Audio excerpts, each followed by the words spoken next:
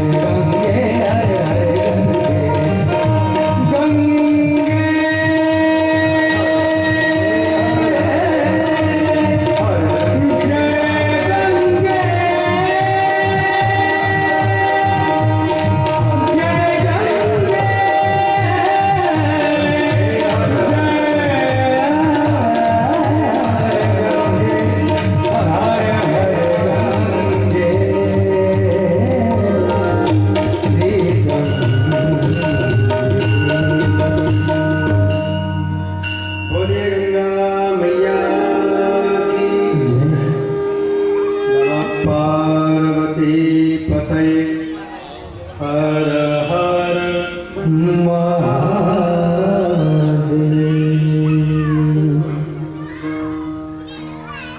परम प्रियतम परम प्रेमास्पद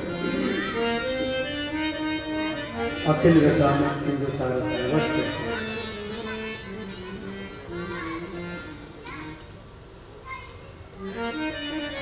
राधा कृष्ण युगल सरकार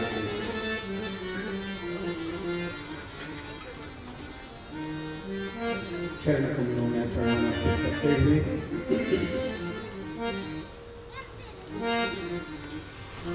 हरिपावनावतार गोस्वामी तुलसीदास जी महाराज भगवत स्वरूप सुखदेव भगवान के चरणों में प्रणाम अर्पित करते हुए पूज्य गुरुदेव, पूज्य पिताजी, पूज्य माता जी के चरणों में प्रणाम अर्पित करते हुए विश्व के सभी संत महात्मा ब्राह्मण और गो माताओं के चरणों में प्रणाम अर्पित करते हुए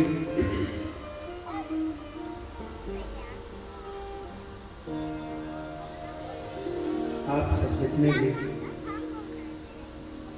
श्रोता वृंद, माताएं एवं बहन यहाँ उपस्थित हैं, सबके हृदय में विराजमान ईश्वर को प्रणाम करते हुए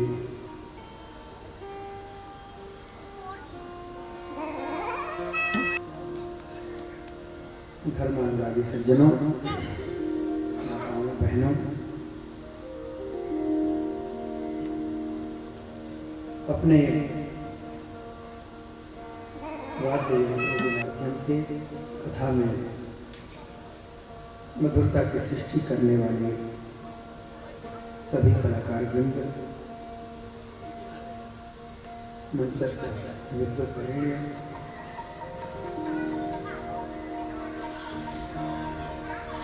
श्री कृष्ण सेवा समिति के सम्मानित सभी सदस्यगण,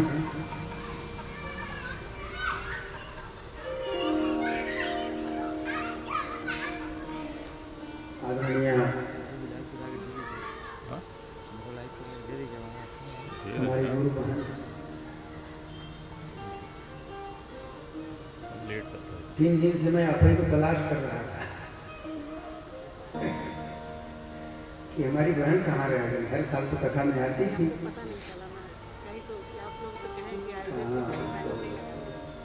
आंखें तलाशती हैं जिन जिनको यहाँ सर्वदा देखा गया है।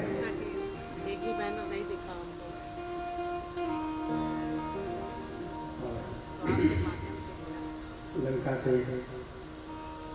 श्री रामनाथ कुंज में आज पधारी हैं हमारी शिष्या हैं त्रिपाठी जी।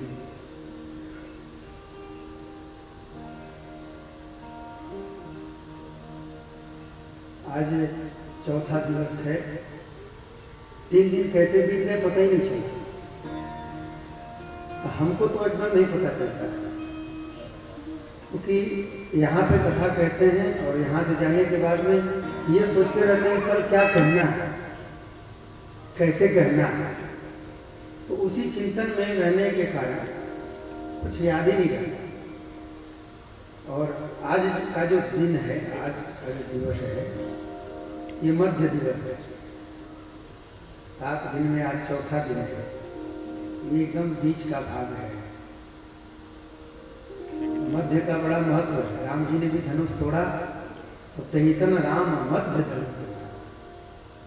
तो धनुषों का एकदम गजबाई था, वो मध्य से टूटा और कहीं से नहीं टूटा। आप लोग रामनगर के लोग हैं और खूब रामचरितमानस पढ़ते हैं, सुनते हैं, आप लोगों की खूब प्रीति है। तो यहाँ एक बार राम कथा भी कहने का सौभाग्य दास को मिला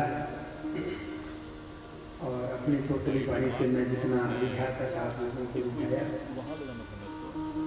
जो बालक कह तोतरी बाता सुनहि मुदित मन कितु अनुमाता। बालक की तोतली वाणी को माता पिता, गुरुजन, विद्वज्जन बड़े प्रेम से सुनते हैं और उसमें क्या अच्छाई है उस अच्छाई को स्वयं निकाल लेते हैं।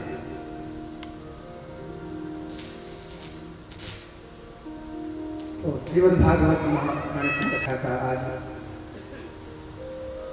चौथा दिवस है और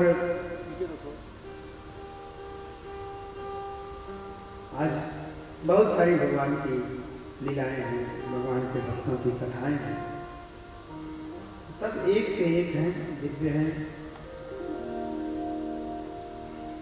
कल हम लोग श्रवण कर रहे थे, हम लोगों ने सर्ग के लक्षण को सुना। श्रीमद् भागवत महापुराण में महापुराण के 10 लक्षणों को कहा है। अत्र सर्गो विसर्गश्च स्थानं पोषणमूर्तयः मन्वन्तरेषां कथा निरोधो मुक्तिराश्रयः। दशमस्य विशुद्ध्यर्थं नवानामिह लक्षणं वर्णयन्ति महात्मानं श्रुतेनार्तेन चान्दसा। जिन 10 लक्षणों को कहा, उन लक्षणों में प्रथम लक्षण है सर्ग, और सर्ग का मतलब है भूत मात्रेन्द्रियधियाम जन्म सर्ग उदाहृता। परम पुरुष परमात्मा के माध्यम से जिन 24 तत्वों की उत्पत्ति हुई, और जो 24 तत्व आध्यात्मिक शरीर के कारण है, जो हमारा सूक्ष्म शरीर है, उस सूक्ष्म शरीर के जो कारण है, जो 24 तत्व है, उन 24 तत्वों का वर्णन तृतीय स्कंद में हुआ है। इसलिए तृतीय स्कंद जो है सर्ग का लक्षण है, और चौथा स्कंद है विसर्ग का लक्षण। विसर्ग क्या होता है? सुखदेव जी महाराज कहते हैं कि भूत मात्रेन्द्रियधियाम विसर्गः पौरुषः स्मृतः। पंचभूत से रचित क्षित जल पावक गगन समीरा। मतलब हम लोगों का जो शरीर है ये पंच महाभूत से रचित है। तो ब्रह्मणो गुण वैषम्या, ब्रह्मा जी के गुण विषमता से ब्रह्मा जी ने मनु शत्रुपा की सृष्टि की, और मनु शत्रुपा से मानुषी सृष्टि का प्रारंभ हुआ। यह जो मानुषी सृष्टि है यह भौतिक सृष्टि है। जो यह स्थूल शरीर है, इस स्थूल शरीर में सूक्ष्म शरीर निवास करता है, कारण शरीर जिसको बोलते हैं, जो चिन्मय है। उसमें मनुष्य शत्रुपा की जो 3 कन्याएं हुई, आकृतिर्देव होतिश्च प्रसूति रीति विश्वता, इन 3 कन्याओं के माध्यम से फिर अनेक कन्याएं उत्पन्न हुई। उन कन्याओं का ऋषियों से विवाह हुआ, फिर उनके अनेक पुत्र पुत्रियां उत्पन्न हुए, और उससे यह संसार भर गया। और ब्रह्मा जी यही चाहते थे कि यह संसार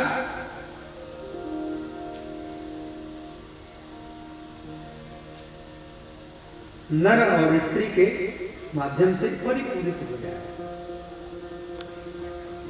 क्यों चाहते थे? क्योंकि भगवान नारायण की आज्ञा है। भगवान लीला करने के लिए जब विचार करने लगे तो संसार में कहीं कुछ था नहीं।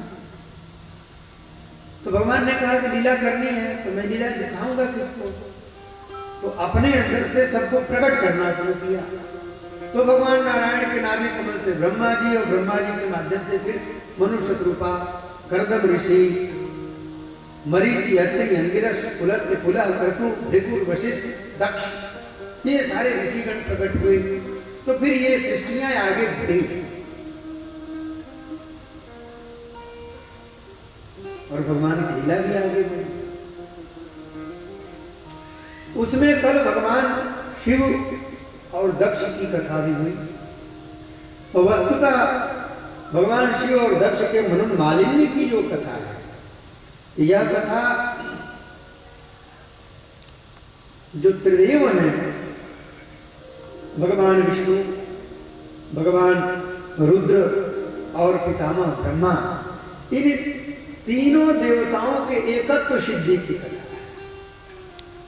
और जब दक्ष के यज्ञ में भगवान शंकर पहुंचे, भगवान शंकर ने दक्ष के यज्ञ की जब पूर्ति कर दी, तब भगवान विष्णु भी वहां प्रकट हुए और भगवान विष्णु ने वहां सबको बताया कि देखो भाई, हम तीनों में वस्तुतः कोई भेद नहीं है।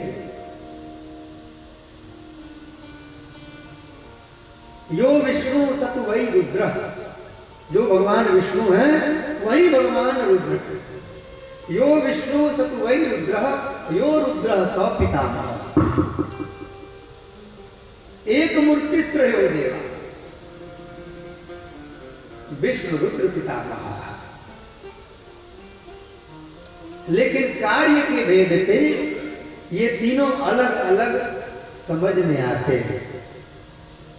तात्पर्य यह है कि यदि हम भगवान शंकर की भक्ति कर रहे हैं तो यह मान के चलिए कि आप विष्णु की भी भक्ति कर रहे हैं, आप ब्रह्मा जी की भी भक्ति कर रहे हैं, आप भगवान विष्णु की भक्ति कर रहे हैं, तो मान के चलिए कि आप त्रिदेवों की भक्ति कर रहे हैं। भागवत में ही पंचम स्कंद में यह बात कही गई है कि यथा करोड़ मूल निषेचनेन तृप्यन्त तत्स्कंद भुजोपशाखा। हमें यदि किसी पेड़ को पालना है, उसको बढ़ाना है, तो पेड़ के मूल में हम जल डालते हैं। पेड़ के मूल में जल डालेंगे तो मूल से ही पूरा वृक्ष जो है अभिसिंचित हो जाएगा, वह फलेगा, वह बढ़ेगा। उसी प्रकार हम यदि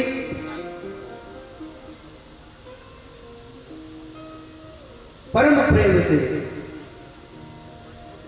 अप्रतिहत भगवान की भक्ति करेंगे तो उससे तीनों देवता प्रसन्न होते हैं। ये बताया है चतुर्थ स्कंद में ही। जब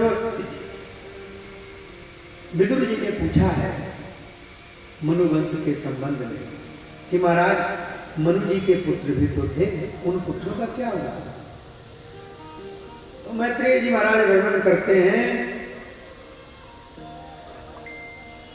कि मनु जी के दो पुत्र भी थे, एक का नाम उत्तानपाद था, दूसरे का नाम प्रियव्रत था। उत्तानपाद की दो पत्नियां थी, एक का नाम सुरुचि और एक का नाम सुनीति। पहली पत्नी से जो सुनीति थी उससे पहले पुत्र नहीं था, इसलिए उत्तानपाद ने एक दूसरा भी विवाह कर लिया। और संजोग ऐसा हुआ कि दूसरा विवाह करने पर दूसरी रानी ने पहली रानी को राजमहल से निष्कासित करवा दिया। तो सुनीति समीप के ही एक दूसरे महल में रहने लगी और संजोग से उस समय उसको गर्भ भी था। समय आने पर दोनों रानियों के एक एक पुत्र उत्पन्न हुए। सुनीति के पुत्र हुए ध्रुव जी महाराज और सुरुचि के पुत्र हुए उत्तम कुमार। धीरे धीरे बालक बड़े हुए, 5 वर्ष का बालक ध्रुव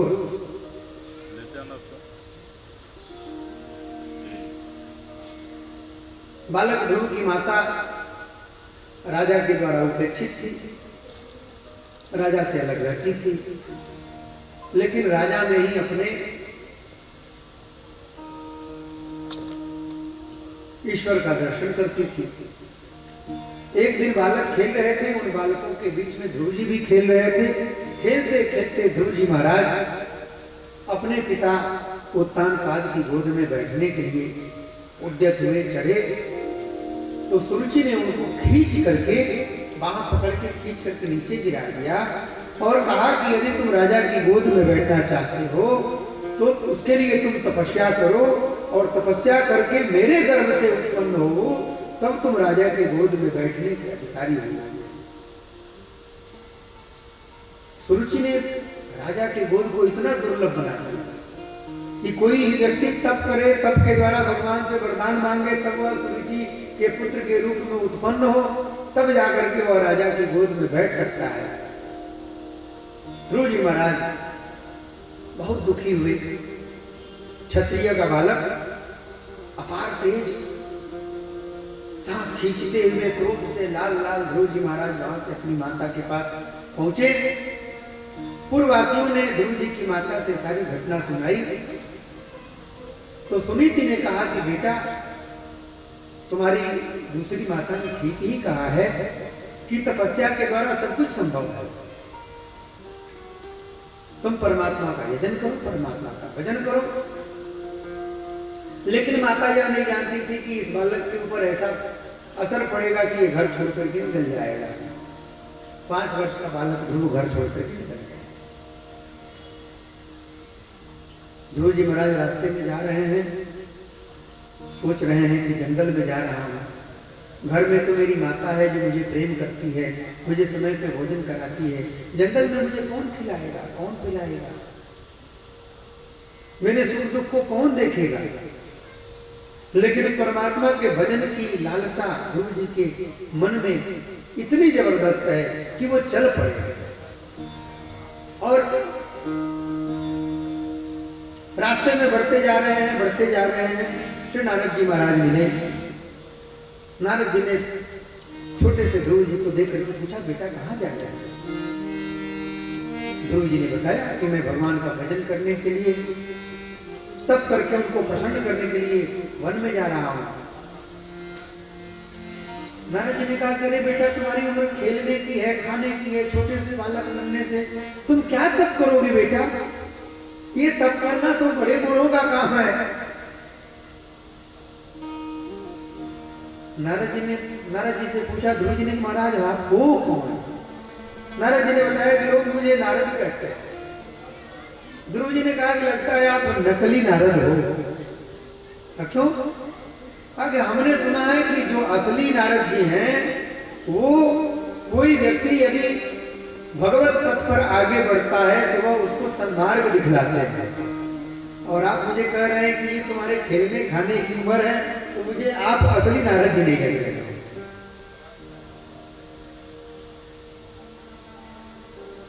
बालक ध्रुव के दृढ़ इच्छा शक्ति को देख करके नारद जी ने ध्रुव जी को मंत्र प्रदान किया।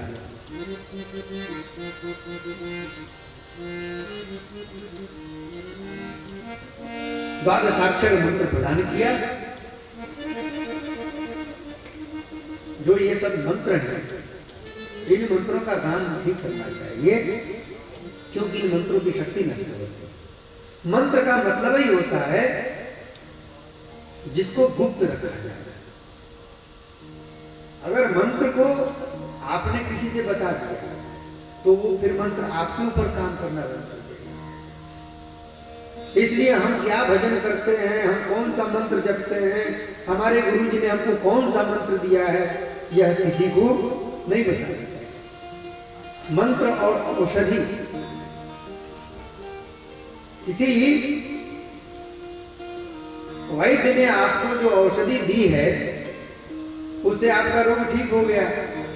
अब वैसा ही रोग किसी और व्यक्ति को हुआ है और आप उसको बताने लगे कि हमने ये औषधि खाई तो हमारा रोग ठीक हो गया, तुम भी ये खा लो तुम्हारा भी ठीक हो जाएगा। ऐसा नहीं होता है। शरीर की प्रकृति अलग अलग होती है। शरीर में 3 प्रकार की प्रकृति होती है, कफ प्रकृति, वात प्रकृति, पित्त प्रकृति। किस व्यक्ति का शरीर कैसा है, उसके शरीर में किस प्रकृति की अधिकता है, वैद्य लोग इसका परीक्षण करते हैं और परीक्षण करने के बाद वो उस व्यक्ति के अनुरूप औषधि उसको देता है। तो हर औषधि हर व्यक्ति पे लागू नहीं होती है, इसलिए औषधि भी किसी को नहीं बतानी चाहिए, उससे औषधि की शक्ति नष्ट होती है। नारद जी ने मंत्र बता दिया। बालक ध्रुव वन में गए। 6 महीने तक उन्होंने कठोर तपस्या की और कठोर तपस्या के द्वारा उन्होंने भगवान को प्रसन्न कर लिया।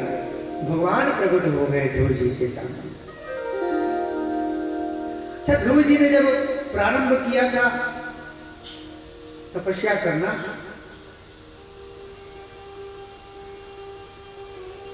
तो 6 महीने लग गए भगवान को आने में। इससे जल्दी भगवान किसी के लिए आए हों ऐसा इतिहास में नहीं देखा। 6 महीने में कैसे प्रसन्न हो, यह एक प्रश्न। अन्य पुराणों में कथा आती है कि ध्रुव जी महाराज पूर्व जन्म में एक ऋषि कुमार थे, ऋषि बालक थे, और एक जंगल में एक सरोवर पर वह तपस्यारत थे। संयोग की बात कि उस सरोवर के पास एक सुंदर राजकुमार कुछ स्त्रियों के साथ वहां पर स्नान करने के लिए आया। उसने स्नान किया। जो उसकी दासियां थी, बड़ी सुंदर सुंदर दासियां थी, वे सारी दासियां उसकी सेवा में लगी थी राजकुमार की। और ऋषि कुमार ने देखा, अरे क्या भाई, क्या सुंदर स्वरूप है, ये राजकुमार कितना सुंदर है, और ये जो दासियां हैं ये सब भी कितनी सुंदर सुंदर है और इसकी सेवा कर रही है। तो ऋषि कुमार के मन में एक भाव उत्पन्न हुआ कि काश मैं भी राजकुमार होता। तो जो ऋषि कुमार था उसके मन में राजकुमार का भाव आया। राजकुमार तो स्नान करके अपने राजमहल चला गया, लेकिन ऋषि कुमार के मन में वो स्थिति बनी रही, वो राजकुमार की छवि बैठ गई। और समय व्यतीत होने पर जब ऋषि कुमार ने अपने शरीर का त्याग किया, तो मात्र 6 महीने अगर और वह ऋषि कुमार तपस्या कर लेता तो भगवान के उसको दर्शन प्राप्त हो जाते, लेकिन 6 महीने पहले उसने अपने शरीर का त्याग कर दिया। अगले जन्म में वही ऋषि कुमार ध्रुव कुमार बनकर के प्रकट, और मात्र 6 महीने तपस्या की बालक ध्रुव ने, और भगवान प्रसन्न हो गए। ध्रुव जी के सामने भगवान उपस्थित हो गए। बालक ध्रुव अपने हृदय में भगवान के छवि का दर्शन कर रहे हैं, जिस छवि का वर्णन भगवान नारद ने किया है कि भगवान की ऐसी छवि है, चतुर्भुज है, पीतांबर वस्त्र धारण करते हैं, एक हाथ में गदा है, एक हाथ में पद्म है, एक हाथ में शंख है, एक हाथ में चक्र है, उस छवि का दर्शन कर रहे हैं। सामने भगवान उपस्थित हैं, लेकिन ध्रुव जी महाराज भीतर दर्शन कर रहे हैं। भगवान बहुत देर तक खड़े रहे। भगवान सोच रहे हैं कि बालक अब अपनी आंखें खोले, अब अपनी आंखें खोले। ध्रुव जी महाराज इतने मस्त हैं दर्शन करने में, भीतर ब्रह्म का दर्शन हो रहा, आंख खुल नहीं। तब भगवान विष्णु ने, भगवान श्री हरि ने जो भीतर स्वरूप प्रकट था, उस स्वरूप को अंतर ध्यान किया।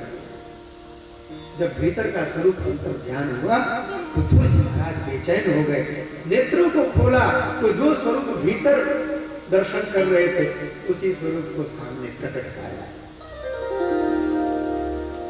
बोलिए आनंद कंद भगवान की।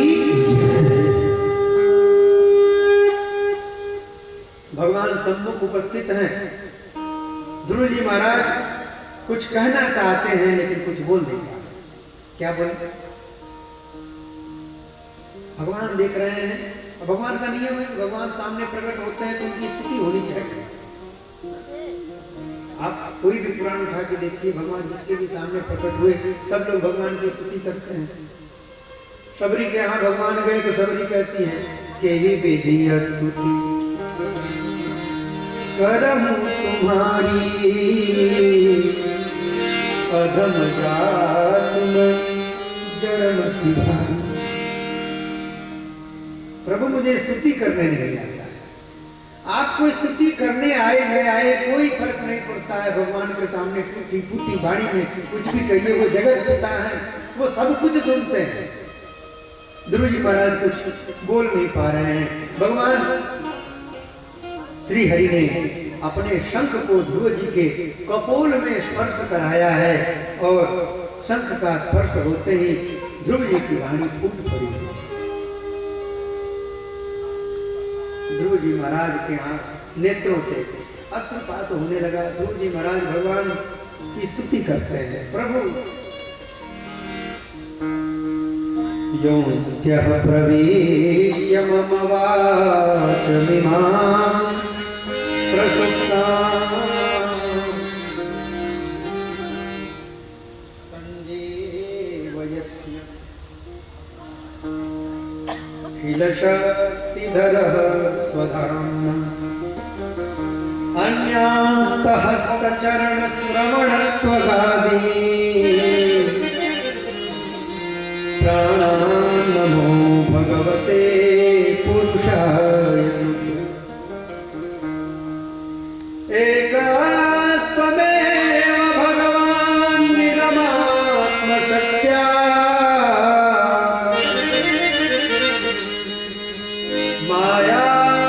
मायाख्ययोर्गुणया मादाद्यशेषम् सृष्टानुमेष्य पुरुषः सदसद्गुणेषु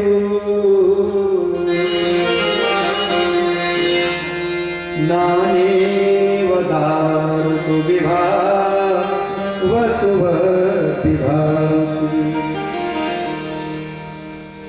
ध्रुव जी महाराज कहते हैं, प्रभु योऽन्त्यः प्रविश्य मम वाचमिमां प्रसुप्तां, इमां वाचम, जो मेरे भीतर प्रकट होकर के जिन आपने मेरी सोई हुई वाणी को जगाया है, संजीवयत्यखिल शक्तिधर स्वधामना, अपने तेज से अपनी कृपा से मेरी वाणी को जिन आप प्रभु ने संजीवनी बटी प्रदान की, संजीवयत्यखिल शक्तिधर अन्यस्त हस्त चरण श्रवणत्वगादि, और भी शरीर में जो 10 इंद्रियां हैं, इन 10 इंद्रियों में भी आप ही की शक्ति विराजमान रहती है, जिससे यह इंद्रियां अपने अपने कार्यों को करने में समर्थ होती हैं। ऐसे आप श्री भगवान को प्राणान् नमो भगवते पुरुषाय तुभ्यं। हे प्रभु, आपके चरण कमलों में मेरा बारंबार एकस्त्वम् एव भगवान, प्रभु इस सारी सृष्टि में एकमात्र आप ही है, और संपूर्ण सृष्टि में जो कुछ भी प्रकट हो रहा है वह सब कुछ आप ही से उत्पन्न हो रहा है। हम आप सब उसी परमात्मा के अंश हैं।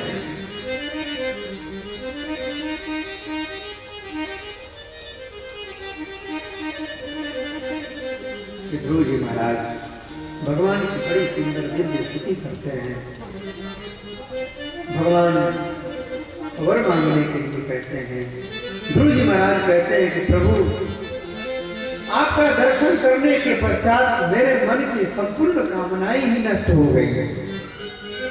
भीतर कोई कामना शेष नहीं बची। अब तो बस जी में यही आता है कि संपूर्ण जीवन अपने इन अपलक नेत्रों से बस आप ही का दर्शन करता है।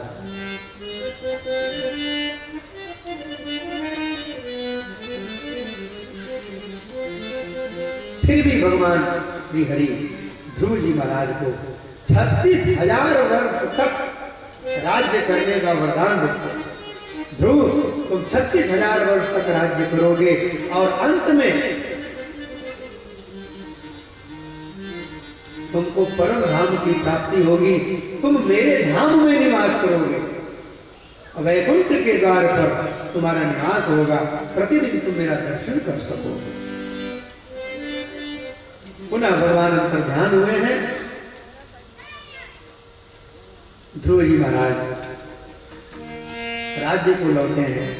राज्य पर लौटने पर ध्रुव जी का दिव्य स्वागत हुआ है। उत्तानपाद ने पुत्र के वियोग को सहा है, स्वागत किया है। उत्तानपाद ने ध्रुव जी को राज्य दे दिया। समय व्यतीत हुआ। ध्रुव जी महाराज वन में तपस्या करके आ गए। पश्चात उत्तानपाद वन में तपस्या करने चले गए।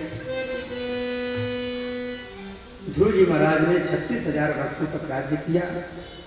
यक्षों से उत्तम कुमार का युद्ध हुआ और यक्षों के द्वारा उत्तम कुमार की मृत्यु हुई। ध्रुव जी ने यक्षों पर चढ़ाई की, बहुत भीषण बड़ी घमासान युद्ध।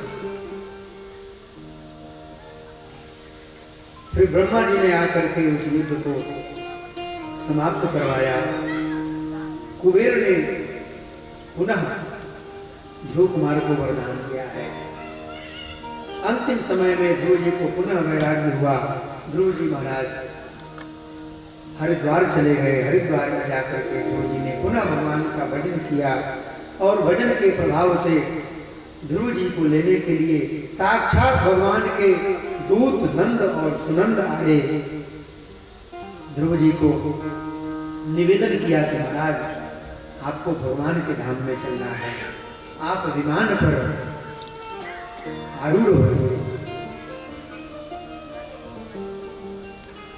ध्रुव जी महाराज विमान पर चढ़ना चाह रहे थे। उसी समय मृत्यु का देवता विमान के नीचे खड़ा। मृत्यु के देवता ने कहा कि ध्रुव जी महाराज इस संसार से बिना मृत्यु का वर्ण किए कोई जाता नहीं है, लेकिन मेरा सामर्थ्य नहीं है कि मैं आपको प्राप्त कर सकूं, इसलिए आप मेरे ऊपर कृपा करिए, आप मेरे सिर पर अपना शरण रख दीजिए और विमान के ऊपर चढ़ जाइए।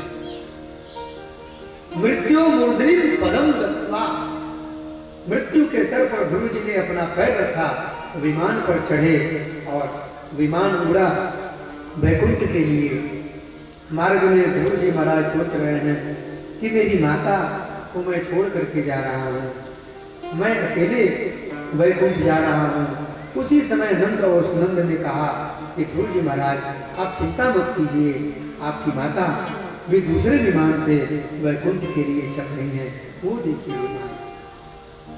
माता को देखा है ध्रुव जी ने, माता को प्रणाम किया है, भगवान की इस कृपा को प्रणाम किया है। बड़ा ही विमल वंश ध्रुव जी का। ध्रुव जी का वंश आगे बढ़ा। इसी वंश में जाकर के आगे अंग नाम के राजा हुए। अंग की सुनीता नामक पत्नी से वेद नाम का महापापी राजा उत्पन्न हुआ, जिसने राज्यवासियों से यज्ञ होम तर्पण श्राद्ध इत्यादि करने को मना कर दिया कि कोई वेद मंत्र न पढ़े, कोई जप न करे, कोई हवन न करे। ऋषियों को क्रोध हुआ, ऋषियों ने जाकर के वेद को श्राप दे दिया, वेद की मृत्यु हो। वेद की मृत्यु होने से राज्य में अराजकता फैल गई। ऋषियों ने फिर विचार किया कि अब क्या करें, राजा मर गया, राजा के न रहने पर अराजकता फैलेगी, चोर लुटेरे डाकू सब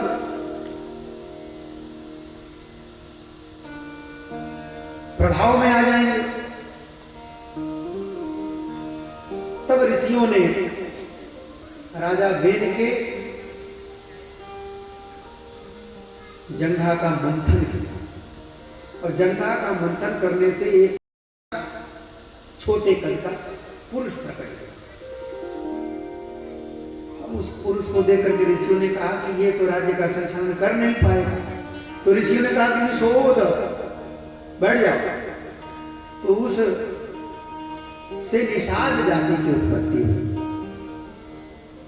और वही निषाद त्रेता युग में भगवान राम के समय में भगवान श्री राम का मित्र केवल राज बना। पुनः क्षत्रियों ने, पुनः ऋषियों ने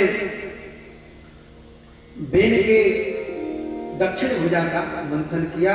तो दक्षिण भुजा का मंथन करने से महाराज पृथु की उत्पत्ति हुई। ये भी भगवान के 24 अवतारों में एक हैं। अर्ची देवी सहित पृथु जी महाराज प्रकट हुए। बोलिए पृथु जी महाराज की जय। पृथु जी महाराज के समय में पृथ्वी अत्यंत शस्यशालिनी हो गई। हरी भरी पृथ्वी, कामम वर्ष परजज्ञ, कामनाओं के अनुसार वृष्टि होती, पृथ्वी हरी भरी, सब कुछ एकदम आनंद। अनेक अश्वमेध यज्ञ किए पृथ्वी जी महाराज ने। इंद्र ने पृथु के डर से, अश्वमेध यज्ञ के डर से उनके घोड़े को चुरा लिया। पृथु के पुत्र ने इंद्र को परास्त किया, घोड़े को जीत कर खिलाए। तो पुत्र का नाम विजिताश्व। महाराज पृथु ने भगवान से सहस्त्र कान की शक्ति मांगी।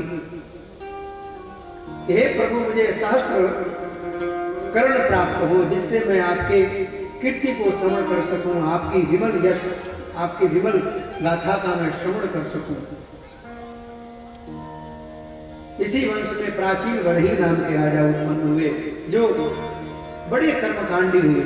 इतना यज्ञ करते थे, इतना यज्ञ करते थे कि उनके यज्ञ से यह पृथ्वी कुशाओं से पड़ गई। नारद जी महाराज ने आकर के प्राचीन वरही को आत्मोपदेश किया है, ज्ञान का उपदेश किया है। बोलिए वृंदावन बिहारी लाल की जय। महाराज उत्तानपाद का वंश राज्य करते करते करते करते महाराज उत्तानपाद की वंश परंपरा समाप्त हो गई। तब तक उत्तानपाद के भाई, बड़े भाई प्रियव्रत जी महाराज तपस्या कर रहे थे। वंश समाप्त उत्तानपाद का, और प्रियव्रत जी महाराज तपस्या कर रहे थे। तब स्वयं हुआ मनु जी महाराज ब्रह्मा जी को लेकर के प्रियव्रत के पास पहुंचे। और प्रियव्रत महाराज को नारद जी महाराज ज्ञानोपदेश कर रहे थे। वहां पे जाकर के ब्रह्मा जी ने प्रियव्रत को समझाया कि हे प्रियव्रत, तुम राज्य को छोड़ करके, घर परिवार को छोड़ करके तपस्या में लगे हो, ज्ञान की प्राप्ति में लगे हो। अरे बेटा, क्षत्रिय वंश में तुम्हारा जन्म हुआ है, तो क्षत्रिय के कुछ कर्तव्य भी तो होते हैं, उन कर्तव्यों को भी तो करना चाहिए। प्रियव्रत जी ने कहा कि मेरा मन तो भजन में लगता है। भगवान ब्रह्मा ने प्रियव्रत को समझाया कि बेटा, मनुष्य को चाहिए कि आधे जीवन काल में गृहस्थ धर्म का पालन करते हुए, 4 आश्रम होते हैं ना। प्रथम आश्रम है ब्रह्मचर्य आश्रम, दूसरा आश्रम है गृहस्थ आश्रम, उसके बाद है वानप्रस्थ और संन्यास। भगवान ब्रह्मा कहते हैं कि आधा जीवन तो व्यक्ति को ब्रह्मचर्य और गृहस्थ आश्रम में रह करके गृहस्थोचित कार्य करना चाहिए, और उसके बाद में फिर व्यक्ति को तप करनी चाहिए, भजन करना चाहिए। नीति में भी एक श्लोक आता है कि प्रथमे नार्जिता विद्या, द्वितीये नार्जितम धनम, तृतीये नार्जिता भक्ति, तो चतुर्थे किम करिष्यति। जीवन को यदि 100 वर्षों में बांटा जाए तो 25 वर्ष में यदि विद्या अध्ययन नहीं किया, उसके बाद के 25 वर्षों में धनार्जन नहीं किया, उसके बाद के वर्षों में यदि भक्ति नहीं की, ज्ञानार्जन नहीं किया, तो चतुर्थ आश्रम में पहुंचते पहुंचते तो इंद्रियां एकदम शिथिल हो जाती हैं, दांत टूट जाते हैं, कान से सुनाई नहीं देता, आंख से दिखाई नहीं देता। तो दांत टूट जाएंगे, राम राम बोलना होगा तो राम राम निकलेगा नहीं, लाम लाम निकलेगा। कृष्ण कृष्ण निकलेगा नहीं, बिना दांत के कृष्ण कृष्ण कैसे निकलेगा। आंखों से भगवत दर्शन कैसे प्राप्त होंगे। कान में शक्ति नहीं रहेगी तो भगवत कथा कैसे श्रवण करेंगे? इसलिए तृतीयपन में भक्ति करनी चाहिए। समझाया है कि बेटा, वने प्रियोषाः प्रभवन्ति रागिणाम् गृहेऽपि पंचेन्द्रिय निग्रहस्तपः।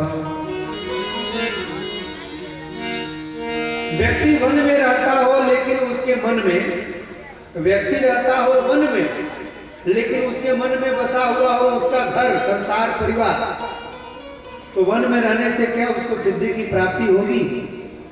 नहीं होगी। वन में रह करके भी वह दोष से ग्रस्त हो जाएगा।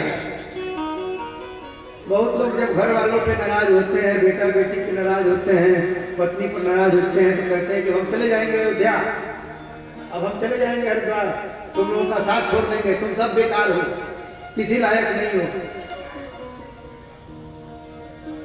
तो क्रोध में आकर के यदि कोई व्यक्ति हरिद्वार चला जाए तो हरिद्वार जाने से क्या काम बन जाएगा?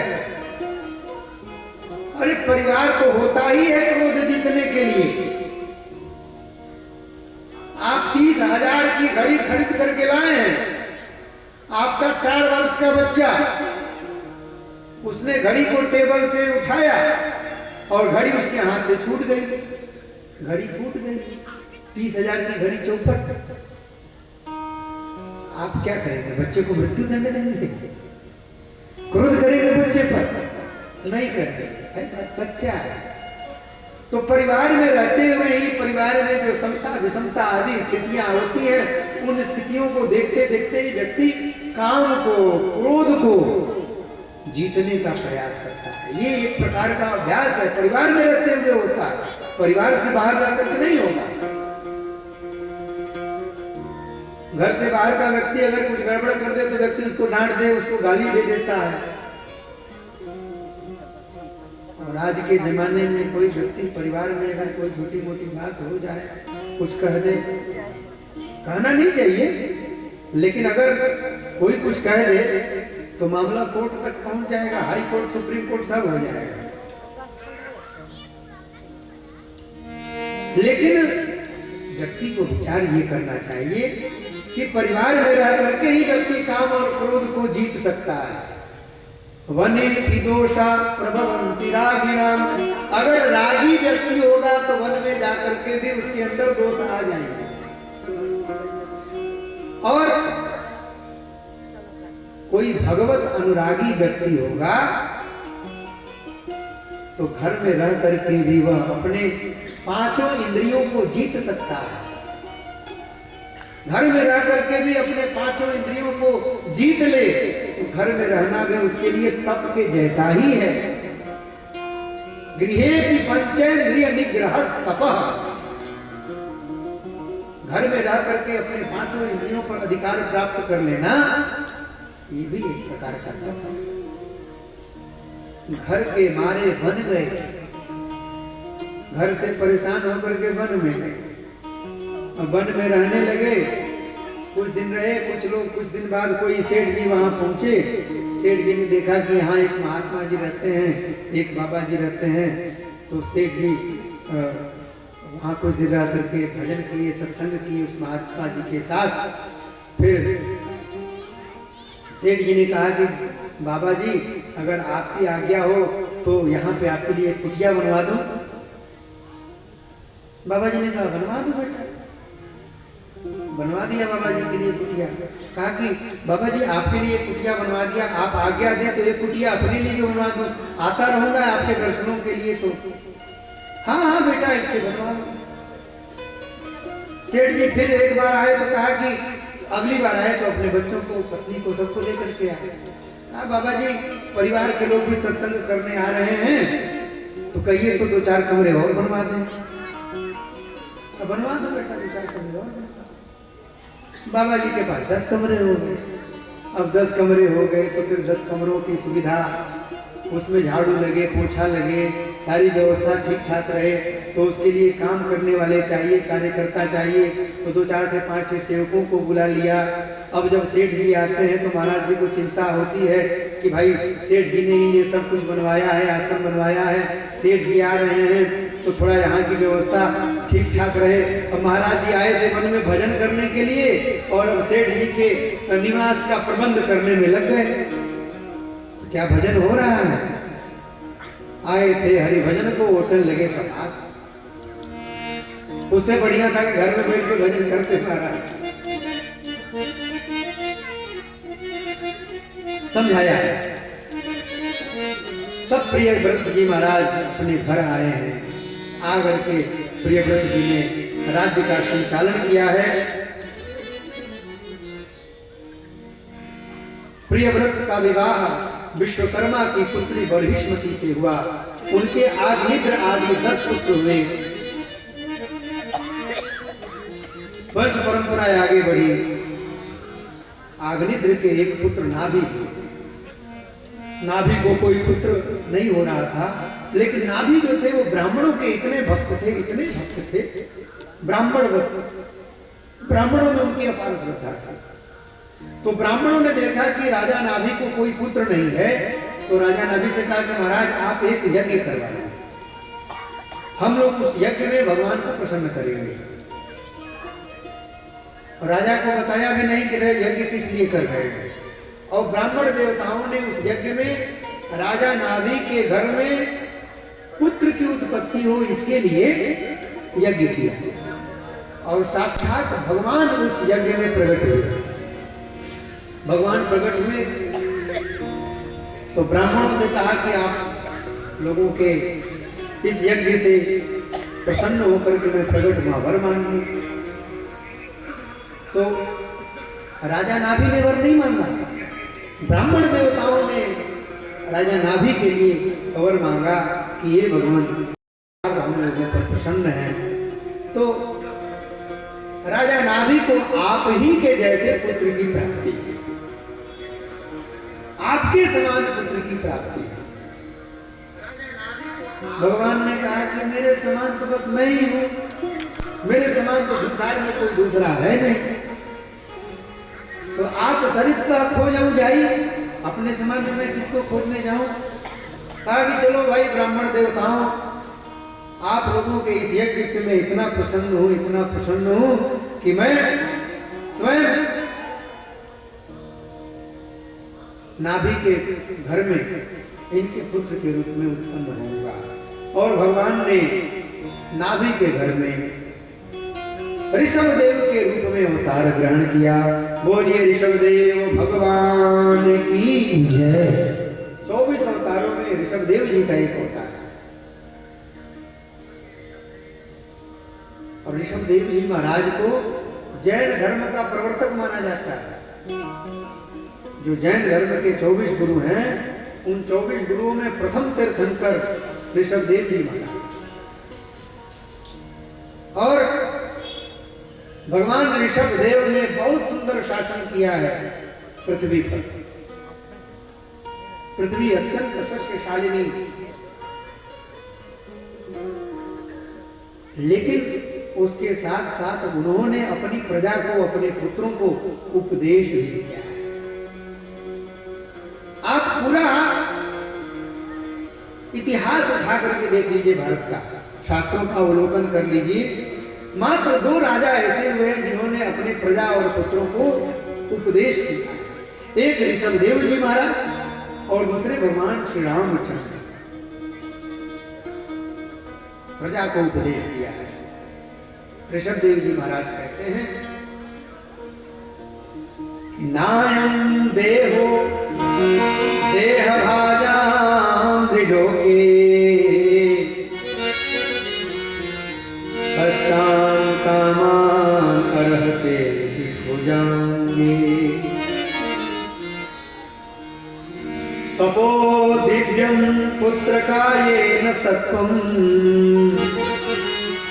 शुद्धे यस्मात् ब्रह्म सौख्यम त्वनंतम। हे पुत्रों, यह जो मनुष्य का शरीर प्राप्त हुआ है, नायम देह देह भाजाम, यह भोग के लिए प्राप्त नहीं हुआ है, अपितु यह भगवत भजन के लिए प्राप्त हुआ है।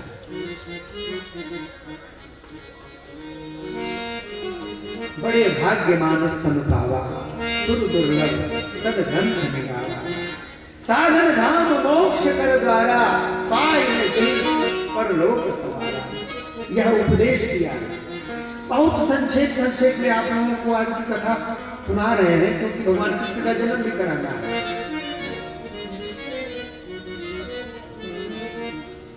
ऋषभदेव जी महाराज कहते हैं कि पुत्रों, गुरु न सस्यात्, वह गुरु गुरु नहीं है, स्वजनो न सस्यात्, वह संबंधी संबंधी नहीं है, पिता न सस्यात्, जननी न सास्यात्। उस गुरु को गुरु न मानो, उस पिता को पिता न मानो, उस माता को माता न मानो, उस संबंधी को संबंधी न मानो। जो व्यक्ति को भजन के मार्ग पर न लगा, दैवं न तत्स्थास्यां न पतिश्च सस्यात्, नमो चये संभे।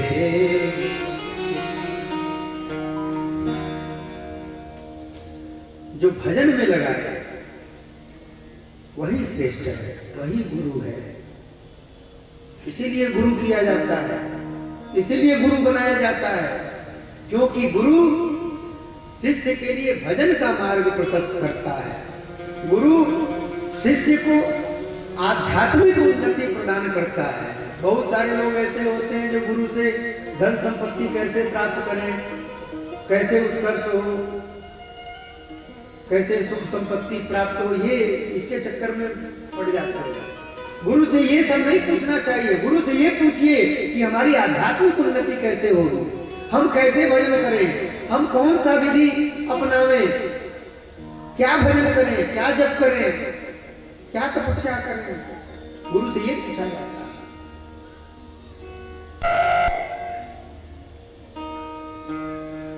और वह गुरु भी गुरु नहीं है जो हरई शिष्य धन शोक न हरई, जो शिष्य के शोक का हरण न करे। शोक का हरण कैसे होगा? जब शिष्य के सम्मुख भगवत चर्चा होगी, सत्संग होगा, तो सत्संग के द्वारा शोक समाप्त होता है। शोक मोह भयापहा, क्या? भगवत कथा। धन्या भागवती वार्ता। महात्म में कहा गया है ना कि धन्या भागवती वार्ता शोक मोह भया। धन्य है भगवान की यह कथा जो शोक को, मोह को और संसार के भय को नष्ट करते हैं। थोड़ा मन से ताली बजाइए। जब ताली बजाने का मतलब हाँ,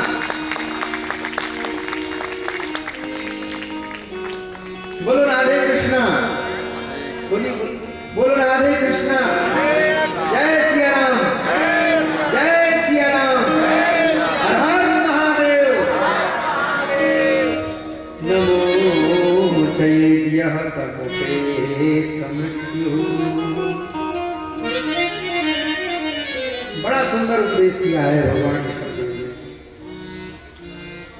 इसी वंश में ऋषभदेव जी के 100 पुत्र हुए। उन पुत्रों में भरत जी महाराज, राजर्षि भरत, जिनके नाम से देश का नाम भारतवर्ष पड़ा। 3 भरत हुए हैं, ये प्रथम भरत है। दूसरे भरत श्री राम जी के भाई भरत जी महाराज, और तीसरे भरत दुष्यंत शकुंतला के पुत्र भरत जी महाराज। समय समय पर इन तीनों के नाम से इस देश का नाम भारतवर्ष पड़ा।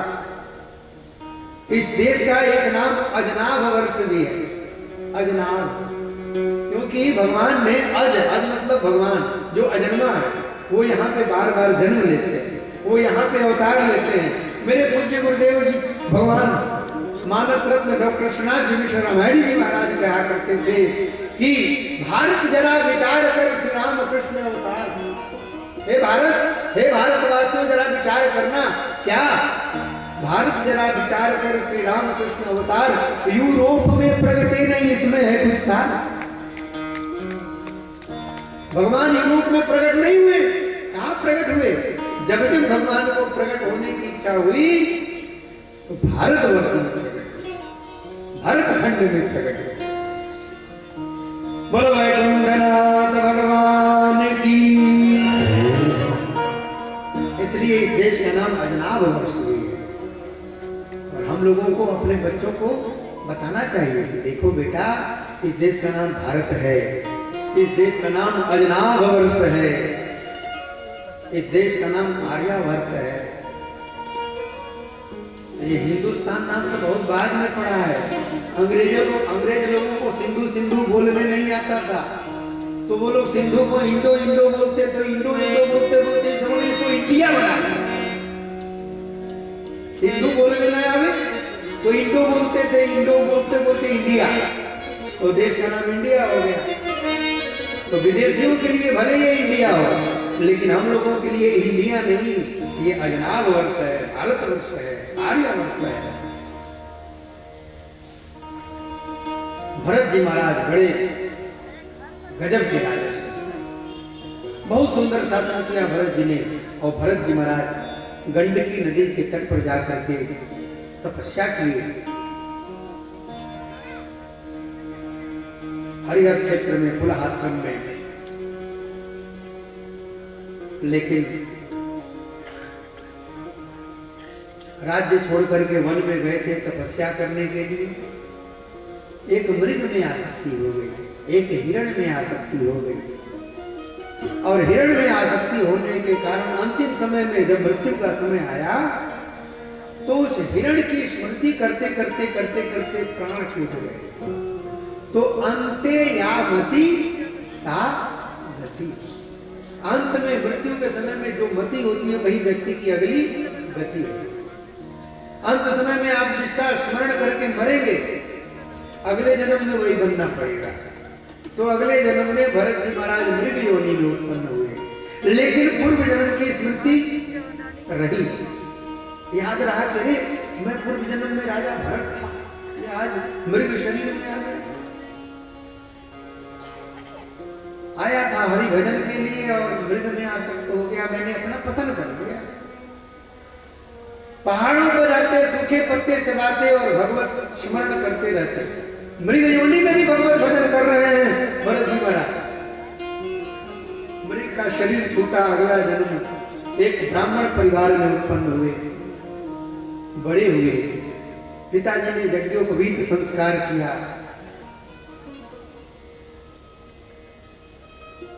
चतुर्व्या हृदय का उपदेश किया, गायत्री मंत्र का उपदेश किया, लेकिन कुछ भी पिताजी सब कुछ सिखाने का प्रयत्न करते, लेकिन भरत जी महाराज कुछ भी नहीं सीखे। सीखना क्या था, सब सीखे सिखाए थे। राजर्षि भरत सब कुछ सीखा सिखाया हुआ था, सारे ज्ञान को भीतर धारण किए थे, लेकिन इस बार विचार कर लिया कि इस बार किसी के बहकावे में नहीं आना है। अगर वेद मंत्रों को पढ़ूंगा तो पिताजी कर्मकांड में लगा देंगे, फिर जजमानी करते फिरो। कर्मकांड नहीं करना है, भगवत भजन करना है। बड़े हुए,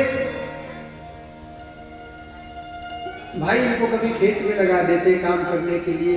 कोई गांव का व्यक्ति कहता है कि अरे भरत जरा ये काम कर दो, वह काम करने लगते। सबने इनका नाम जड़ भरत रख दिया। कभी जंगल में विचरण करते, कभी पहाड़ों में विचरण करते, कभी कहीं, लेकिन हमेशा भगवत।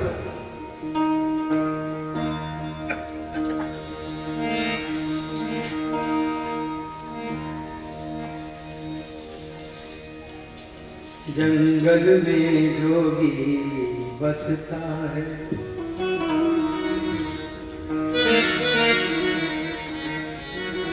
वो कभी रोता है कभी हंसता है, वो कभी रोता है कभी हंसता है।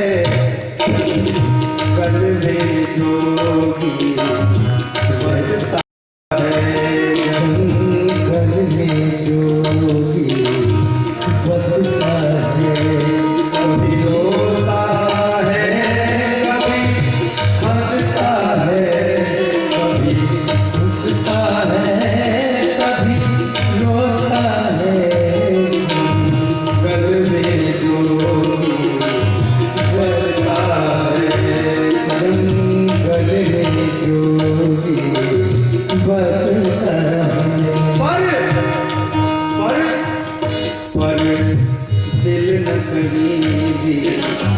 हंसता है पर दिल यही ना बसता है और हर पल चैन बरसता है और हर पल चैन बरसता है।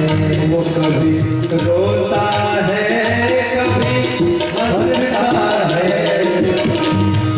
रोता है कभी हंसता है, जंगल में तो रहता है।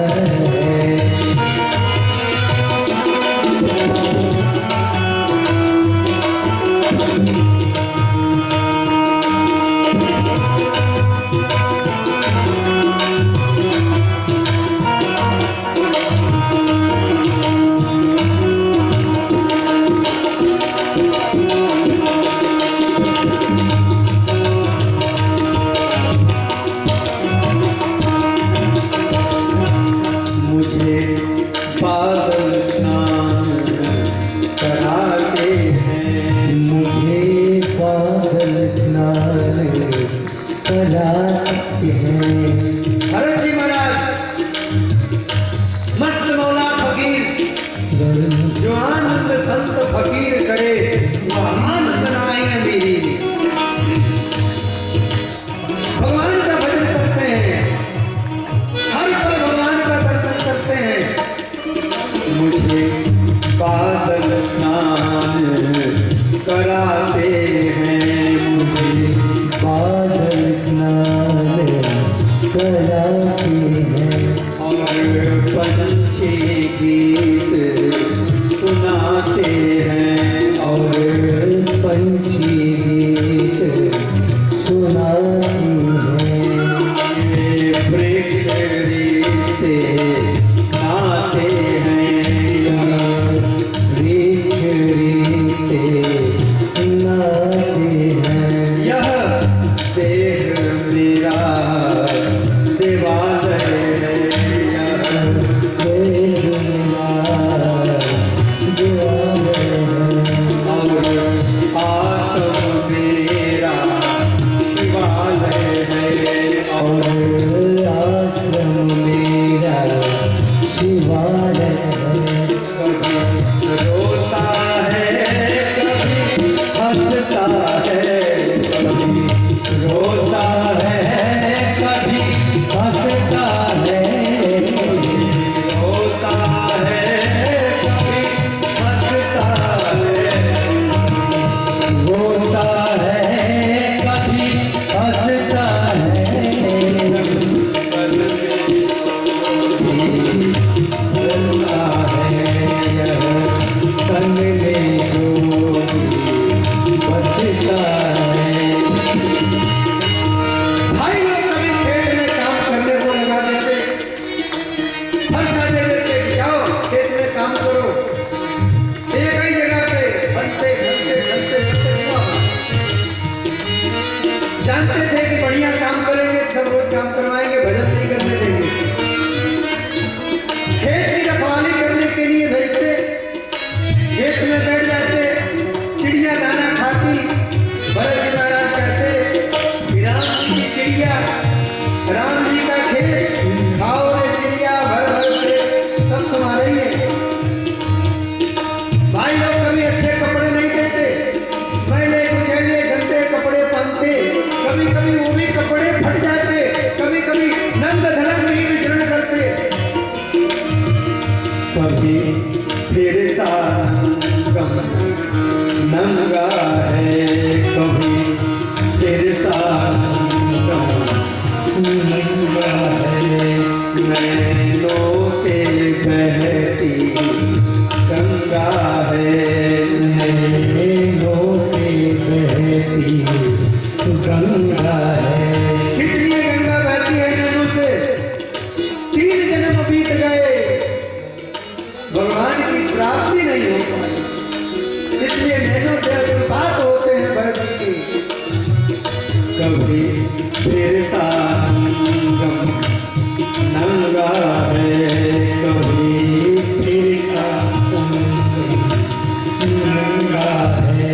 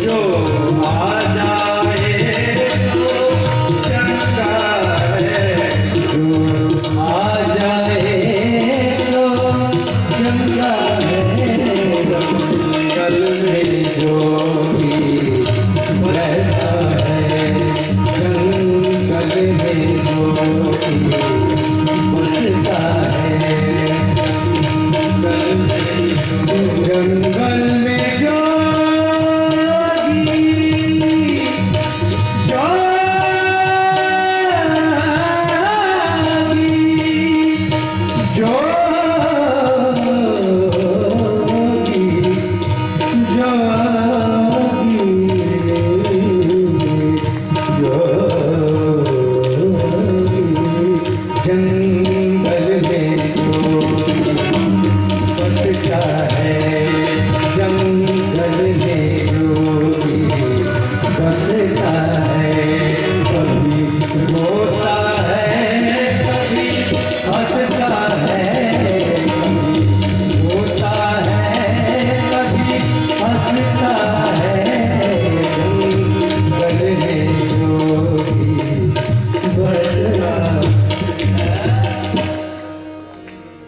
भरत जी महाराज मन में बस एक ही कामना है, कब भगवान के दर्शन होंगे, कब प्रभु की प्राप्ति होगी। जो जिस काम में लगा दे लग जाते हैं, किसी का प्रतिकार नहीं करते हैं। नाम जड़ भरत पड़ गया है। डाकुओं के सरदार ने भरत जी की बलि चढ़ानी चाहिए भद्रकाली के मंदिर में। भद्रकाली के विग्रह से भगवान प्रकट हो गए, भरत जी की रक्षा की। एक बार भरत जी महाराज एक मार्ग के बगल में पड़े हुए थे। राजा रघुगण की सवारी जा रही थी।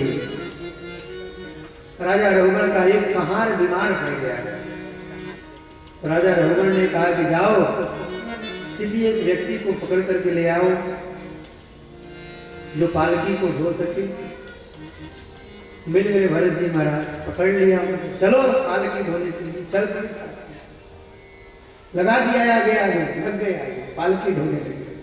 लेकिन भरत जी महाराज इतने विवेकी कि जब मार्ग में चलते तो यह विचार करते हुए चलते कि मेरे पैरों से दब करके कोई जीव जंतु मर न जाए, कोई चींटी न मर जाए, कोई छोटा कीड़ा न मर जाए। कहीं रास्ते में कोई कीड़ा दिख जाए, कोई चींटी दिख जाए तो कूद पड़ते। और जब जब कूदते थे राजा रघुगण भी उछल पड़ता था। उसके माथे में पालकी का जो जुआ ऊपर वाला जो डंडा होता है वो टकराता। वह डांटता, अरे ढोने वालों कैसे ढो रहे हो। एक बार कहा, दो बार कहा, फिर भरत जी महाराज कूदे, फिर चोट लगी। रघुगण ने कहा कि लगता है तुम लोगों की चिकित्सा करनी पड़ेगी। ढोने वालों ने कहा कि राजन हम लोग तो ठीक ठीक ढो रहे हैं, सही सही चल रहे हैं, ये जो नया वाला जो नया ढोने वाला है ये ठीक ठीक नहीं चलता, ये बार बार उछल पड़ता है। रघुगण ने कहा कि तुम्हें लग रहा है तुम्हारी चिकित्सा करनी पड़ेगी, तुमको ठीक करना पड़ेगा। भरत जी महाराज परम तत्व ज्ञानी भरत जी महाराज आज बोले, ये राजा है, ये रघुगण है, लेकिन ये है कौन? ये पूर्व जन्म का वही मृग है, वही हिरण है। ये हिरण राजा का चिंतन करते करते अगले जन्म में राजा बन गए। और भरत जी महाराज मृग का चिंतन करते करते मृग बन गए। आ गया मेरे सत्संग में रहा है, मेरे आश्रम में रहा है, इसकी दुर्गति नहीं होनी चाहिए। उसको भी भरत जी महाराज ने ज्ञान का उपदेश दिया है। रघुगण को ज्ञान का उपदेश किया। कहा रघुगण तुम बनते तो बड़े ज्ञानी हो, जा रहे हो कपिलाश्रम की ओर गंगा सागर, अको विदह को विदवादवादान हो तो तुम एकदम मूर्ख, लेकिन तुम पाखंड ऐसा करते हो कि कोई भी व्यक्ति तुमको देख करके समझेगा कि तुम बड़े विद्वान हो, बड़े ज्ञानी हो। किसकी चिकित्सा करोगे? शरीर की चिकित्सा करोगे कि आत्मा की चिकित्सा करोगे? बड़े जवाब सवाल हुए हमारा, बड़े जवाब सवाल हुए। और भरत जी के ज्ञानोपदेश से रघुगण का जो अभिमान था वो अभिमान दूर हुआ है। मत कर तू अभिमान रे बंदे, झूठी तेरी शान रे।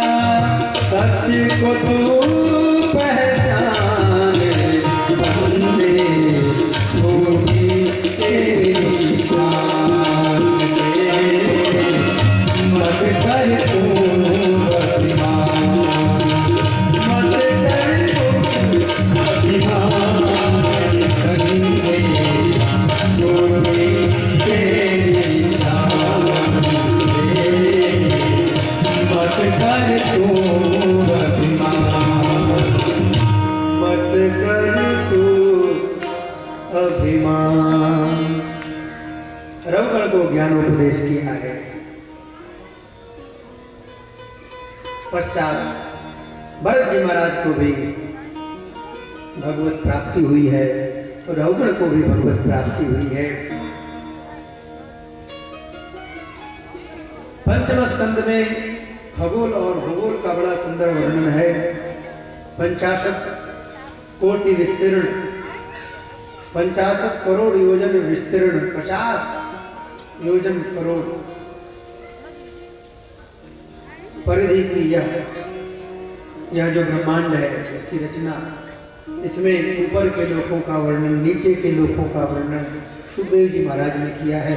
इसी में नरकों का वर्णन किया है। 28 प्रकार के नरकों और उप नरकों का वर्णन किया है कि किन किन पापों को करने वाले लोग किन किन नरकों में जाते हैं। तामिश्र, अंध तामिश्र, रौरव, महारौरव, कुंभिकाक आदि अनेक प्रकार के नरकों का वर्णन किया।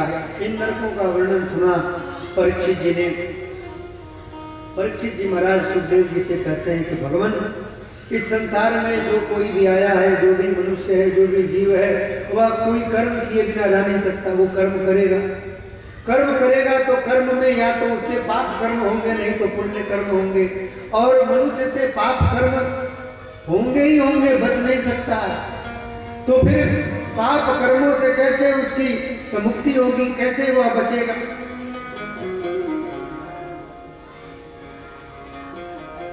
सुखदेव जी महाराज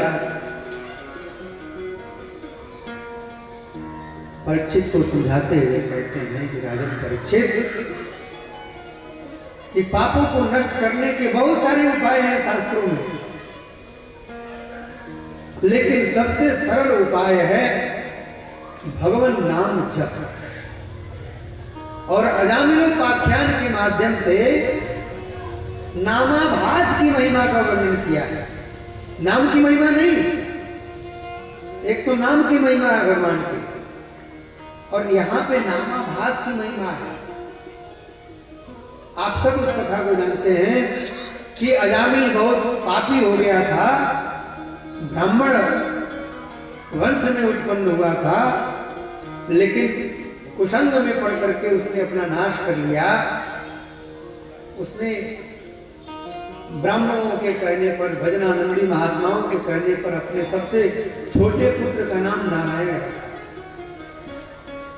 और जब उसके मृत्यु का काल आया, समय आया, यमदूत आकर के जब उसके प्राण को खींचने लगे, तो मरते मरते उसने अपने सबसे छोटे पुत्र नारायण को पुकारा। दूरे क्रीडन का सप्तम, दूर में, समीप में जहां पे था वहां से कुछ दूरी पर खेलते हुए बालक नारायण, जो अजामिल का सबसे छोटा पुत्र था, उसको पुकारा अपने बेटे को। और आ गए भगवान नारायण के दूत। तो भगवान के नारायण के दूतों ने आकर के जमदूतों को वहां से भगा दिया। यमदूतों में और भगवान नारायण के दूतों में जो चर्चा हुई है, उस चर्चा को अजामिल ने सुना। वहां चर्चा हुई। यमदूतों ने पूछा है कि महाराज आप लोग कौन हो? कहा कि हम लोग भगवान नारायण के दूत हैं। ये काम तो हम लोगों का है, हम लोग इसके प्राण को लेने के लिए आए थे। भगवान यमराज ने हम लोगों को भेजा था इसके प्राण को खींचने के लिए। आप लोग मना करते हैं, ये बड़ा पापी है, इसको ले जाएंगे हम लोग, इसको नरक में डालेंगे। भगवान श्री नारायण के दूतों ने कहा कि अरे मूर्ख यमदूतों, तुमको पता भी है कि किसको नरक में डाला जाता है, किसको ले जाया जाता है? अरे इसने भगवान नारायण का नाम लिया है, नाम। और जो व्यक्ति एक बार भी भगवान नारायण का नाम ले वह सभी पापों से मुक्त हो जाएगा। शास्त्र वर्णन करते हैं नाम न्योस्त यावती शक्ति पाप निर्हरणे। अरे नाम में, भगवान के नाम में इतनी शक्ति है, इतनी शक्ति है, कितनी शक्ति है। पाप निर्हरणे हरे हरि के नाम में, भगवान के नाम में पाप निहरने, पाप को समाप्त करने की इतनी शक्ति है, कितनी, यावत कर्तुम न शक्नोति। कोई भयंकर पापी से पापी व्यक्ति उतना पाप कर ही नहीं सकता। इतनी शक्ति है नाम में। और नाम की महिमा का बड़ा सुंदर वर्णन यहां पे जब किया है। यमदूत वहां से लौट करके गए हैं यमराज के पास। यमराज से जाकर के पूछा है कि महाराज कति हसंति शास्तारः, इस मृत्युलोक पर कितने शासक नियुक्त हैं जो जीवों पर शासन करते हैं। कहा क्यों, क्या होगा, क्या बात हो गई। कहा कि भगवान हम लोग गए थे अजामिल के प्राण का हरण करने के लिए, लेकिन वहां पे ऐसी ऐसी घटना हो गई, भगवान श्री नारायण के दूतों ने हम लोगों को भगा दिया वहां से।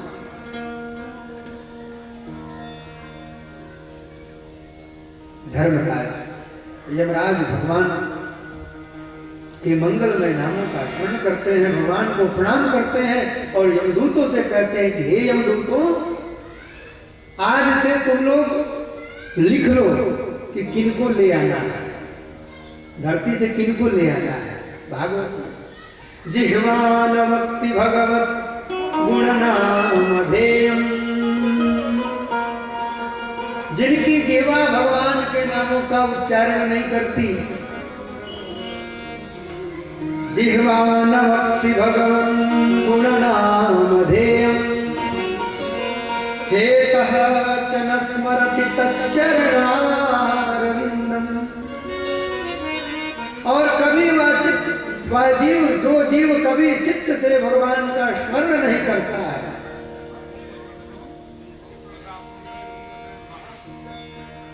ऐसे जो जीव हैं उन जीवों को पकड़ पकड़ करके ले आना है। कृष्णाय नो नमत यक्षिरये कदापि, जो भगवान श्री कृष्ण के सामने एक बार भी न झुके, तानानयध्वम सतो कृतभेष्णु कृत्याम्, ऐसे जो असत कार्य करने वाले लोग हैं, जो कभी भगवत भजन नहीं करते, भगवत स्मरण नहीं करते, जिनका सिर कभी भगवत विग्रह के सामने झुकता नहीं है, ऐसे दुष्टों को ही ले आने के लिए हम लोग अधिकारी हैं, बाकी लोगों को लाने का अधिकार नहीं है। ये नामाभास है।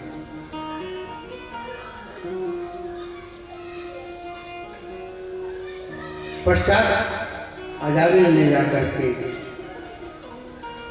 हरिहर क्षेत्र में तपस्या की, क्योंकि सारे संवाद को सुना था,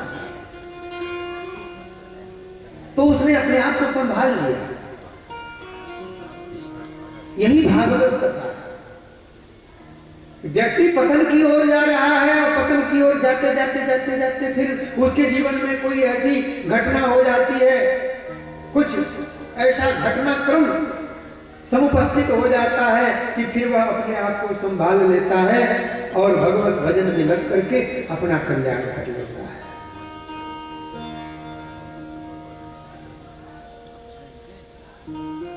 नामाभास की महिमा।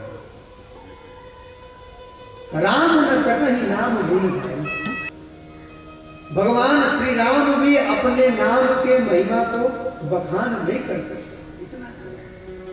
इसलिए मैं तो सबको कहता हूं, कर सो कर्म करो विधि नामा,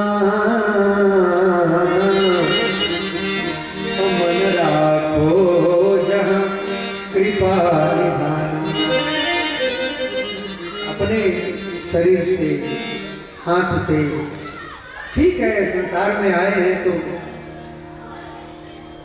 संसार में आए हैं तो जीना ही पड़ेगा, जीवन है अगर जहर तो पीना ही पड़ेगा।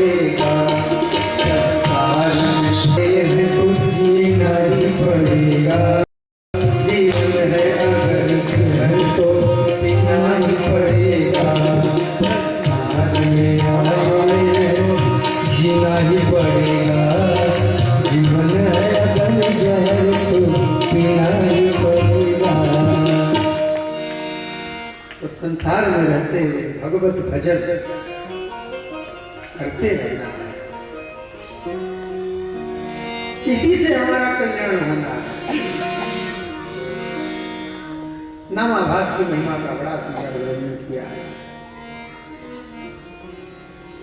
ध्रुव जी के वंश में प्रचेताओं की उत्पत्ति हुई। 10 प्रचेताओं से दक्ष की उत्पत्ति हुई। षष्ठ स्कंद में वर्णन। और दक्ष ने 10,000 पुत्रों को उत्पन्न किया। संकल्प वाली सृष्टि है ये। संकल्प किया 10,000 पुत्र उत्पन्न हो गए।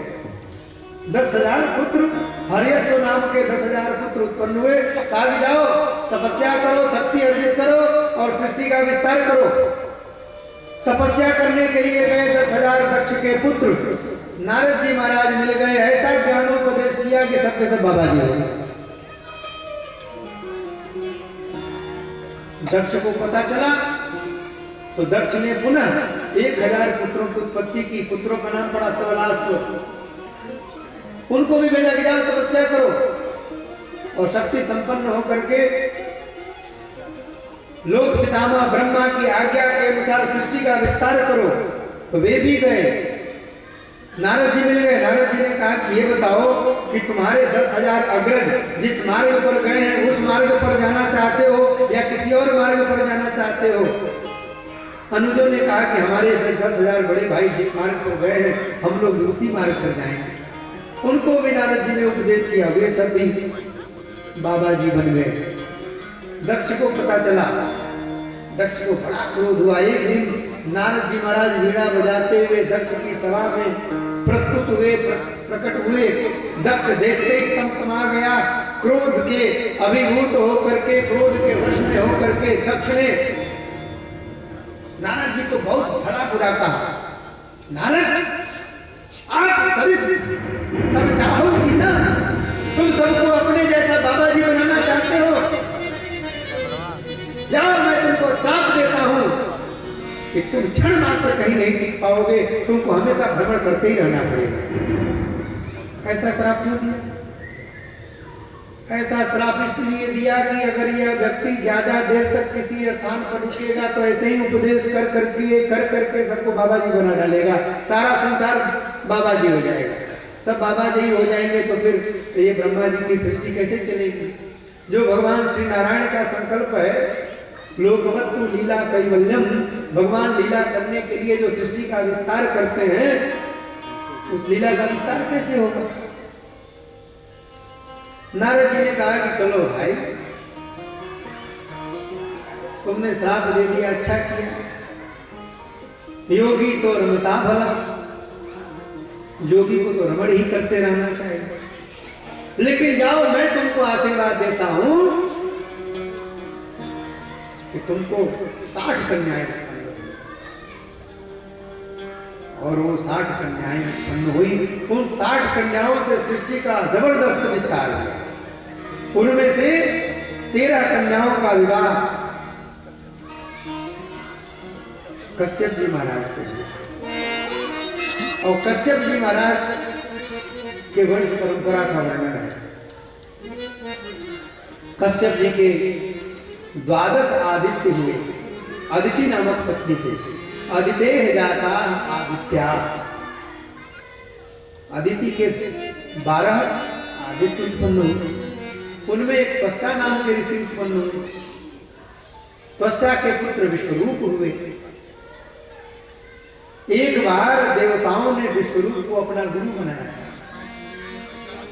सुखदेव जी ने कहा, महाराज, जब ऑलरेडी देवताओं के गुरु जी बृहस्पति जी महाराज हैं, तो विश्वरूप को गुरु बनाने की क्यों आवश्यकता पड़ गई? सुखदेव जी महाराज वर्णन करते हैं, कहते हैं कि हे राजन परीक्षित, एक बार इंद्र की सभा लगी हुई थी। देवगुरु बृहस्पति वहां प्रकट हुए, लेकिन इंद्र अप्सराओं के नृत्य को देखने में इतना ज्यादा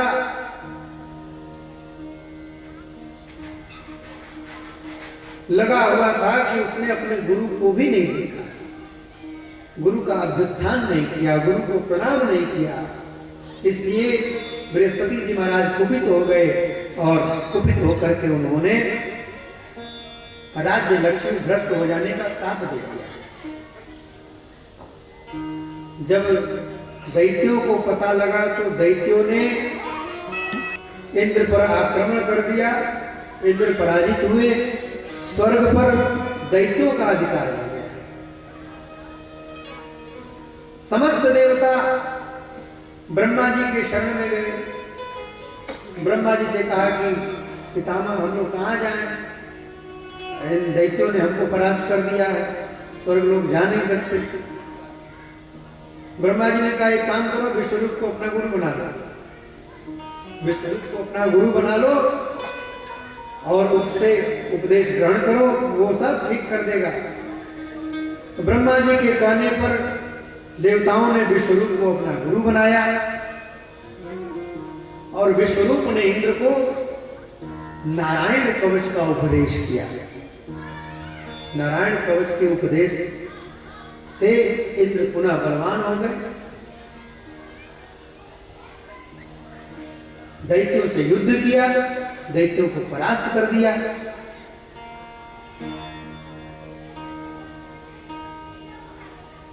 इसकी प्रसन्नता में इंद्र ने विश्वरूप से एक यज्ञ करवाया। विश्वरूप उस यज्ञ के आचार्य बने, लेकिन विश्वरूप की माता का नाम रचना था, जो दैत्यों की बहन थी। दैत्यों की बहन थी रचना, इसलिए जो हवन करते विश्वरूप, हवन में देवताओं के लिए तो हवन करते ही करते, गुप्त रूप से कुछ हवन का भाग जो दैत्यों को भी वो देने लगे। इंद्र ने यह देख लिया। इंद्र ने कहा कि ये चोरी, जो हवन दैत्यों देवताओं के लिए है वह हवन दैत्यों के लिए होने लगा। तो विश्वरूप के 3 सिर थे, इंद्र के विश्वरूप के 3 सिरों को काट दिया। एक सिर से कबूतर की उत्पत्ति हुई, एक सिर से तीतर की उत्पत्ति हुई, एक सिर से बटेर की उत्पत्ति हुई। ब्रह्म हत्या दौड़ी विश्वरूप के पीछे। तो विश्वरूप ने ब्रह्म हत्या दौड़ी इंद्र के पीछे। इंद्र ने 4 भाग में ब्रह्म हत्या को विभक्त करके, एक भाग जल को, एक भाग स्त्रियों को, एक भाग जमीन को और एक भाग वृक्षों को दे दिया और ब्रह्म हत्या के दोष से विमुक्त हो गए। त्वष्टा को बड़ा क्रोध आया कि हमारे पुत्र विश्वरूप का वध कर दिया इंद्र ने। तो त्वष्टा ने एक वाम मार्ग यज्ञ किया और यज्ञ के द्वारा उसने वृत्रहासुर को प्रकट किया और वृत्रहासुर को आदेश दिया कि जाओ इंद्र को जीतो। वृत्रहासुर चला इंद्र से युद्ध करने के लिए, घमासान इंद्र से युद्ध हुआ। लेकिन भगवान की बड़ी दिव्य कथा, बड़ी मंगलमयी कथा, ये वृत्रहासुर युद्ध करता और बीच बीच में जब युद्ध में उसको समय मिलता वो भगवान का भजन करता, वो भगवान का स्मरण करता। अहम हरे तव पादै गमूल दासानुदासो भवितास्मि भूयः मनः स्मरेता सुपतेर्गुणास्ते गणे तवाकर्मफलोपायः।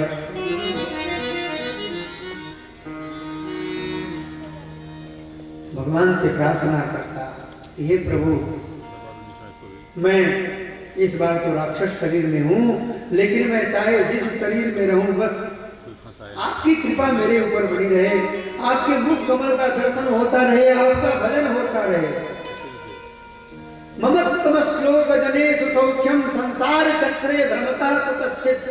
मैं संसार चक्र में कहीं भी भ्रमण करता रहूं, किसी भी योनि में भ्रमण करता रहूं, चाहे मनुष्य का शरीर मिले, चाहे मैं जिस भी शरीर में रहूं, उसमें बस आपका भजन ही करता रहूं।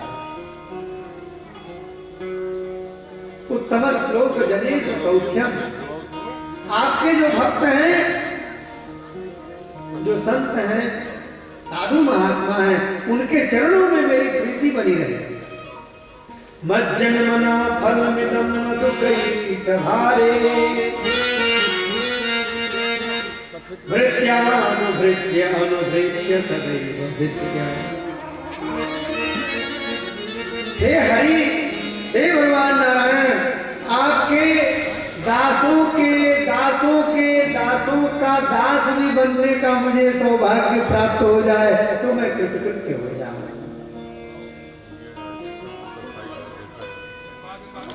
एक महात्मा एक गांव में गए कथा सुनाने के लिए। भगत था, गांव में भगत तो बड़े अच्छे अच्छे मिलते हैं, खूब सेवा करते हैं। उधर छत्तीसगढ़ साइड में तो खूब, छत्तीसगढ़ में, एमपी में, राजस्थान में बाबा जी खूब सुंदर सुंदर कथा सुनाए। एक सेवक था जो रोज सेवा करता था, तो बाबा जी ने पूछा कि क्यों भाई कोई जप वप करता है?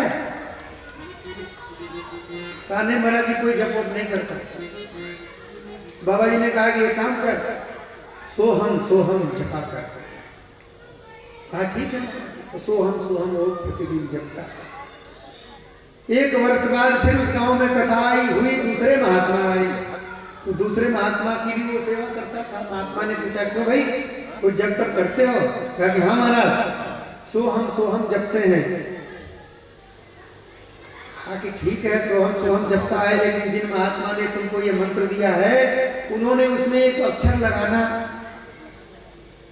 अभी एक अक्षर लगाना भूल गए हैं। हमारा तो क्या करें? कहा इसमें दा लगा दे। वो सोहम जपता था, अब दा लगा करके जपने लगा, दासोहम दासोहम दासोहम दासोहम। तीसरे साल फिर पहले साल वाले महात्मा आए। क्या भाई भजन कैसा चल रहा है तुम्हारा? हाँ महाराज, दासोहम जपता हूँ। अच्छा, कोई दूसरा महात्मा आया था क्या? कहा पिछले साल एक महात्मा जी आए, उन्होंने कहा कि दा लगा दे।